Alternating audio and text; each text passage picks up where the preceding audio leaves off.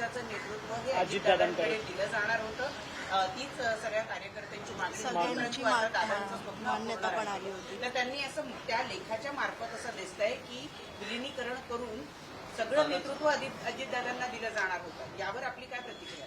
हे बघा, मी अजूनही आपल्याला सांगतो की शुद्ध हेतूनं जर येणार होते तर आम्ही त्यांचं स्वागत केलं असतं. परंतु ज्या दिवशी अजितदादाचं अपघाती निधन झालं, अजितदादांचं पार्थिव विद्याप्रतिष्ठानच्या मैदानात होतं, त्याचवेळी ह्यांच्याकडनं अनेक नेते, मी नावं सुद्धा घेऊ शकतो, अनेक नेते आपल्या माध्यमाच्या समोर विलिनीकरणावर चर्चा करत होते.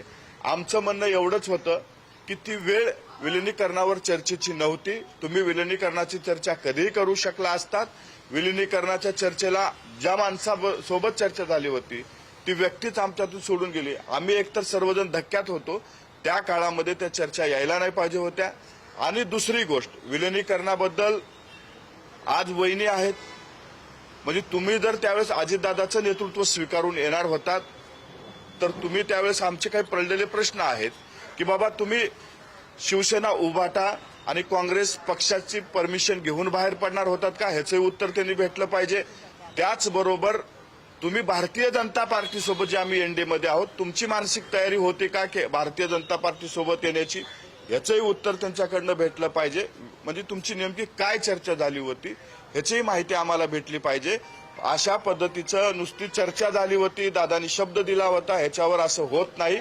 पुढची आगामी काळात जर चर्चा करायची असेल तर सुनेत्रा वहिनी पवार आमच्या नेत्या आहेत, ते चर्चा पुढे करू शकतो. अंतिम निर्णय घेतली, मात्र दिल्लीतल्या काही नेत्यांचा थेट विरोध आहे विलिनीकरणाला. सुनेत्रा वहिनीचा निर्णय तुम्ही मान्य करणार का सगळे? आज या ठिकाणी राष्ट्रवादी काँग्रेस पक्षाच्या नेत्या म्हणून सुनेत्रा वहिनी पवार यांची निवड झालेली आहे. सर्वानुमते त्यांना अधिकार देण्यात आलेले आहेत. राष्ट्रवादी काँग्रेस पक्षामध्ये अनेक अनुभवी नेते आहेत.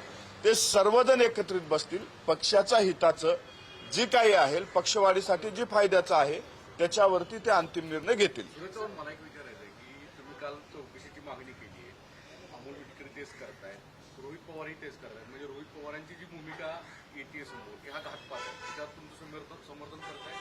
नाही बघा, आज रोहितदादाच्याच नाही तर महाराष्ट्रातल्या अनेक माणसाच्या मनामध्ये हा प्रश्न पडलेला आहे. अनेक लोकांना वाटते की हा अपघात नसून घातपात आहे. आमचे महाराष्ट्र सरकारला आणि केंद्र सरकारला एवढीच विनंती आहे की याची सखोल चौकशी व्हायला पाहिजे. आज जी महाराष्ट्राच्या जनतेच्या मनामध्ये प्रश्न पडलेला आहे, इतका मोठा नेता अशा अपघाती निधनाने गेलेला आहे, तर त्याची सखोल चौकशी व्हावी.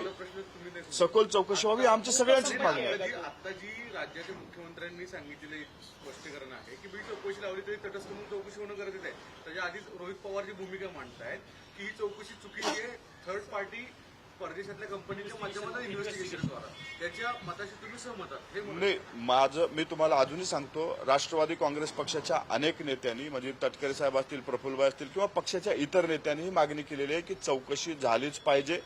आमचं आणखी त्याच्यात ऍडिशन असंच म्हणणं आहे की आमचं राज्याच्या यंत्रणेवर पण विश्वास आहे, आमच्या केंद्राच्या यंत्रणेवर पण विश्वास आहे, परंतु कुणी ह्याच्यावर वेगळा आवाज उठवू नये म्हणून थर्ड पार्टीकडनं सुद्धा इन्व्हेस्टिगेशन व्हावं या मताचे आम्ही आहोत. आमचा असा नाही की आमच्या यंत्रणेवर विश्वास नाही, आमचा पूर्णपणे आमच्या यंत्रणेवर विश्वास आहे. उद्या असं काहीही नाही. आमच्या पक्षामध्ये लोकशाही पद्धतीनं त्यांच्यावर नाराज होण्याचं काय कारण आहे? ते जे मागणी करतात ते आमच्या पक्ष नेतृत्वाने मागणी तशाच पद्धतीची केलेली आहे.